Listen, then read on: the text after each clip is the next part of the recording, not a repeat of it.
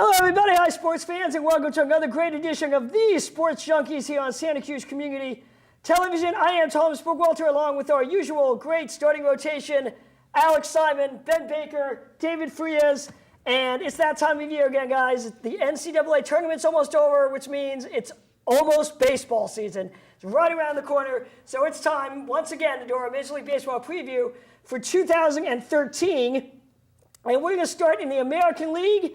And in the American League, of course, last year, the big story was the Rangers going for a three-peat of the American League title, trying to get back to the World Series. Did not make it as they won a wild card spot, but did not make it out of the first round. And the Detroit Tigers won their, who, by the way, I should say, predicted right here by David Frias last year. I did. Way to go, David. I did.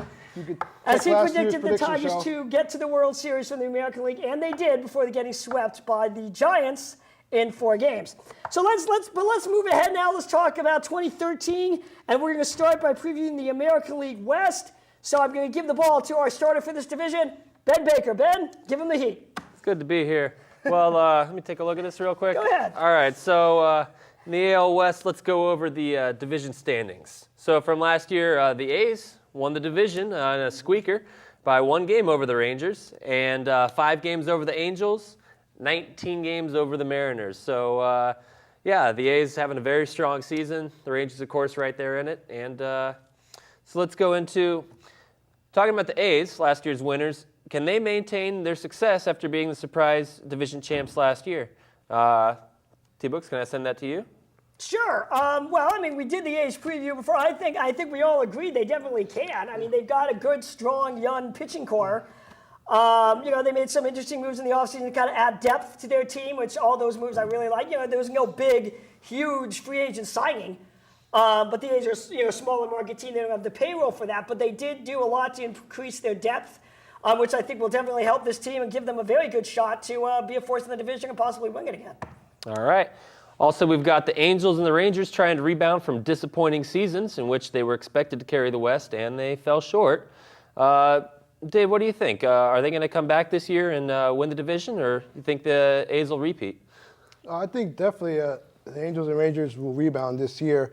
The A's were the surprise darling of last year, similar to what happened in 2002. They might have to make Moneyball 2 as a result of the A's success from last year. No kidding aside. Yeah. But the Angels and Rangers definitely made some moves, and we'll talk about that more as far as what they did in the offseason to prove themselves. But I think all those 3 teams will definitely be contenders for the AL West. That'd be a great sequel. Yeah, it would. All right, also, we got a new team in the division this year. The Houston Astros leave the National League and head to the AL, and they're going to have a little bit of a geographical rivalry with the Rangers, though probably more in theory than anything. At least for a while. Yeah, as they try to rebuild. And the Seattle Mariners signed King Felix to a big extension in the offseason, and they will continue to build around him. They did, of course, lose Ichiro last year. Last year they traded with the Yankees during the season, yes. Right, and so King Felix will probably continue to be the face of the team, probably more than ever for now. Oh, yeah. All right, so let's go into some quick discussion questions. Every team Visit in to the AL mound, West. quick. Visit to the mound. I need a little help. All right, every team in the AL West made some major changes. Dave, which team do you think had the best offseason? I'm going to say the Angels again. I mean, you remember a year ago we talked about the big transaction where they got C.J. Wilson and Albert Pujols. Mm-hmm. And oddly enough, both of them kind of struggled in their first year with the Angels. Well, the Angels, Artie Moreno, the owner of the Angels, comes back again in the offseason, and he acquires Josh Hamilton. Probably definitely one of the top left-handed hitters, former MVP player in the American League with the Rangers. And I think the Angels definitely are even stronger. They lose Torrey Hunter, but I think Hamilton's still young enough where he could, he didn't have a great year last year, but he could definitely be motivated playing in the same division. I think that's only going to help. And they also got, reliever Ryan Matson, even though he was injured last year, but he's still a veteran, and if he stays healthy, he's going to show up the Angels bullpen. So I'm going to say the Angels once again, and then you add, like I said, from last year, C.J. Wilson and Albert Pujols, they'll probably be more comfortable if they just play to form. Maybe this is the year the Angels are really going to dominate the AL West. Yeah, I'd say they're looking pretty strong, no doubt. And in my opinion, actually, the team with the best offseason had to be the Mariners. The Mariners totally changed their ballpark to make it kind of more of a hitter's ballpark. And they added a whole bunch of big bats, with the big one being the trade they made with the Nationals to pick up Michael Morse. Yeah, true. And all of a sudden now, again, the dimensions didn't change drastically, but it will just affect the mindset. It's making it more valuable for a hitter to come in and maybe think about, hey, I might consider playing there. And with, again, as we mentioned, signing King Felix long-term, basically guaranteeing he's going to be a Mariner for a good portion of his career going forward. Makes. That, to me, actually says the Mariners in this division had the best offseason. Yeah, that's interesting because I was actually thinking it was the A's, which I mentioned at the top of the show, because I thought, like I said, no big moves.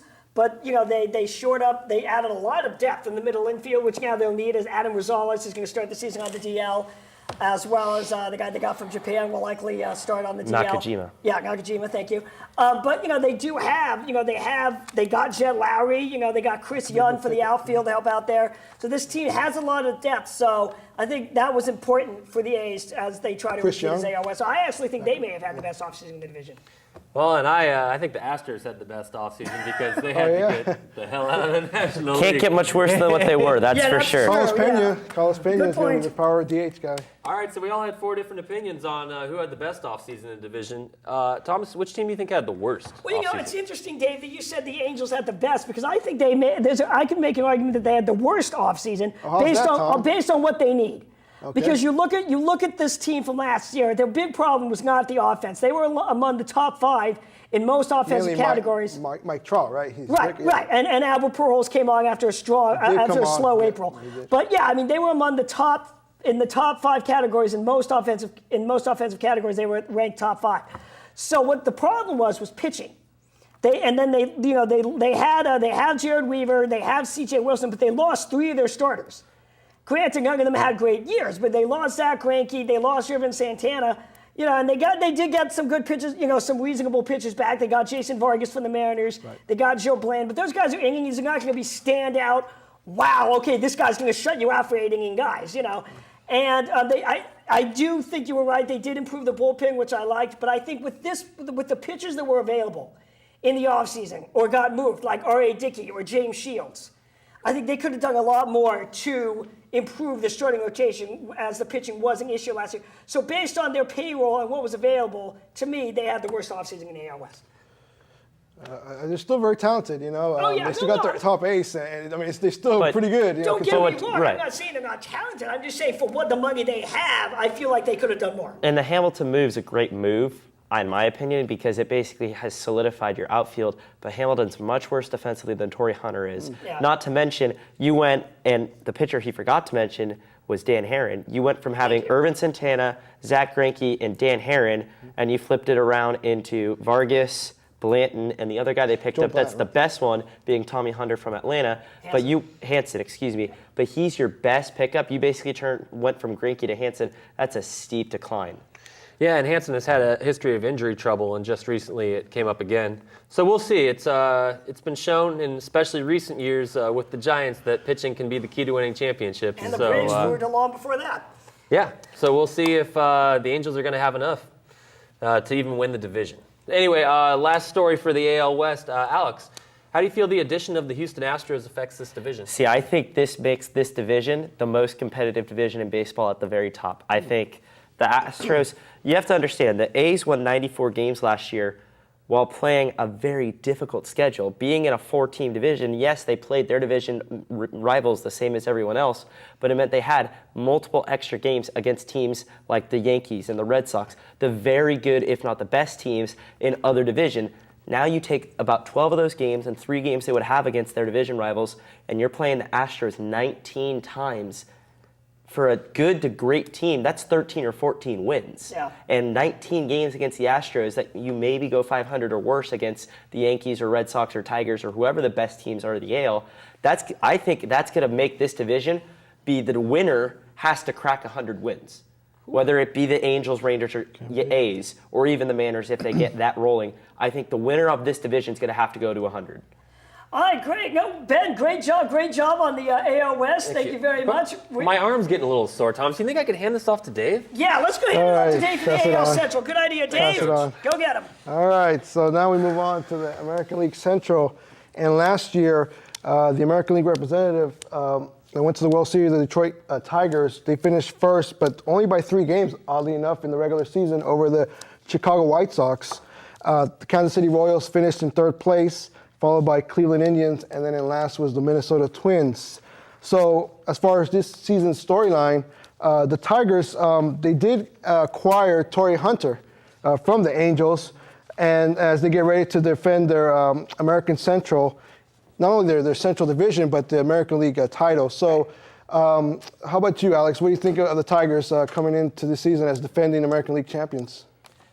You know, in this division, there is no talent that's anywhere close to the level the Tigers have. And the Indians did improve a lot. I think out of the American League teams, they had the best offseason in the league, in the American League. But the Tigers, the only acquisition that really makes a huge difference, Hunter's a great pickup because he'll solidify the 2 spot, but the acquisition from the disabled list of Victor Martinez is going to make them be a scary 1 through 5, starting with Austin Jackson.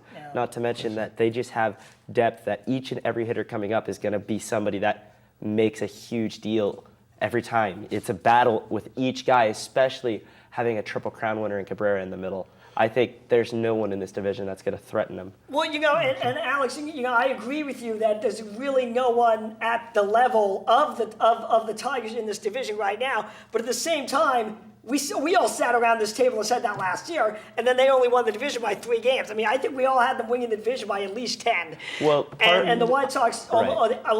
honestly, the White Sox were in first place really until September. I think part of that, though, is just that they needed a little time. They got out very slowly because even though Verlander picked it up nicely and Scherzer was good, they needed time to make sure that everybody was healthy. And they needed to get out. Right. Martinez was out, who they had last year, and they were getting used to having Fielder in the lineup. Right, and true. I think once everybody settled in, they really were able to push the White Sox. And if you saw a lot of those games down the stretch, the Tigers just knew how to win. Right, and I mean, the Tigers, who knows, they could have been coasting, and then, at the end of the season, Chicago White Sox were playing surprisingly well. But the main point is the Tigers did win their division, and they exceeded expectations going to the World Series last year. But let's look at the other teams in the American League Central. The Royals, the Kansas City Royals, they feel they've made some huge upgrades in their rotation. They acquired James Shields from the Tampa Bay Rays and Irvin Santana.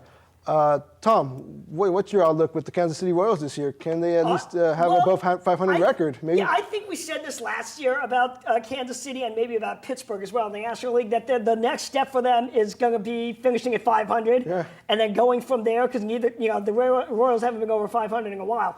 But I really like the direction that they're going in. We've seen the last couple of years, they've really been trying to improve their starting pitching in the rotation and in the bullpen. Last year, a couple of years ago, they traded for Jonathan Sanchez to the Giants. That didn't work out. So now they go and get Irvin Santana and James Shields. Right there, James Shields, right there to me, improves that rotation. And I think so. To me, honestly, I don't think, like Alex and I agreed, nobody really is ready to take on the Tigers yet in this division. But I think the closest team right now, the way they're going and what they're doing each offseason trying to improve, I think the Royals very well could be the closest. It's going to be a couple of years, but the closest to eventually taking on the Tigers. Good answers, Tom. Thanks. Let's move on to the third part of the American League Central. The Twins. Yeah. They've kind of regressed in the last few years. Once they were in control of the AL Central, but now pretty much they've been struggling. They have, however, the M&M boys, Morneau and Maurer back, and health, I guess, as they try to reclaim their old spot as perennial playoff contenders. How do you look at the Minnesota Twins for this year?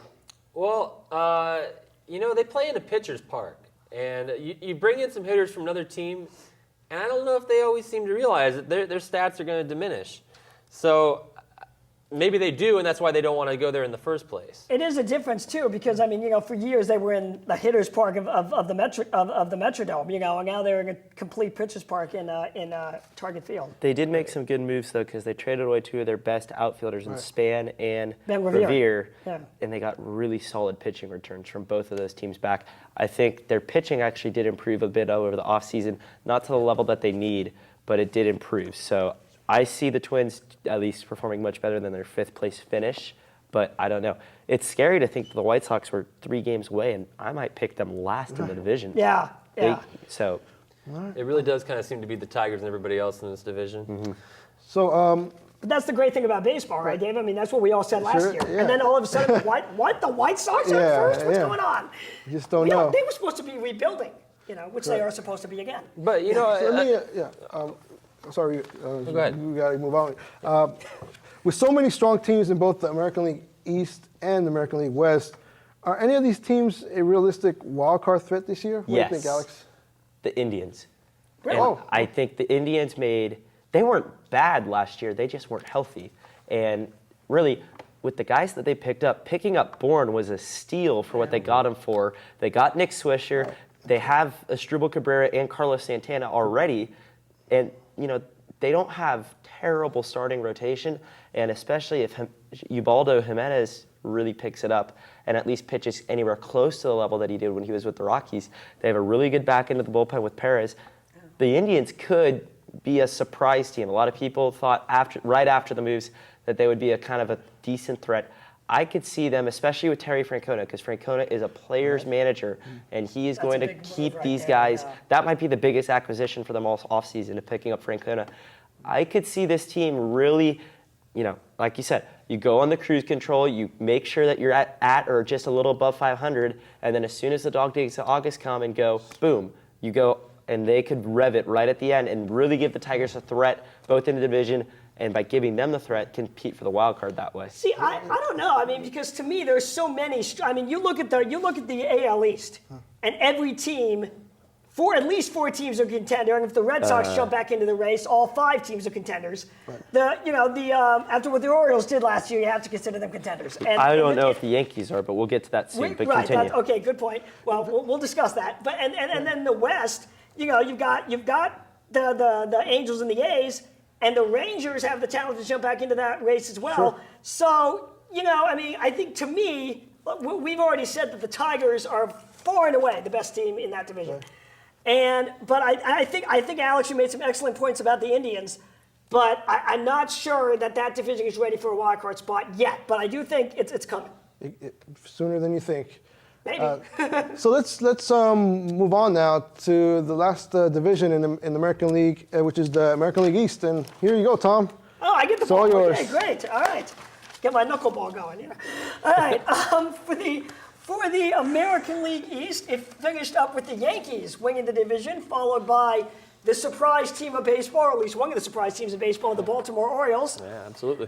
Yeah. And then it was the Rays, Blue Jays, and Red Sox rounding out the bottom of the American League East. Storylines for the American League East coming into 2013. Just mentioned the Orioles. They try to build on their surprise playoff appearance from last season. The Blue Jays were the big story of the offseason after receiving some major talent in the Miami Marlins salary dump and fire sale.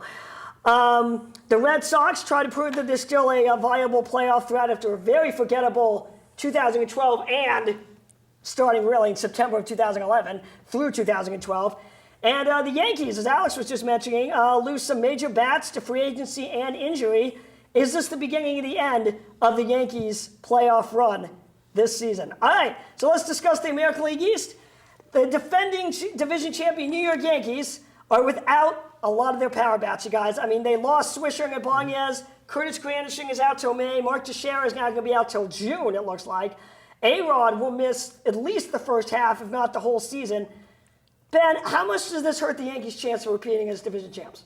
Well, here's the thing. The Yankees, they've got this amazing legacy. They're, probably the most storied franchise of any sport all time. And, but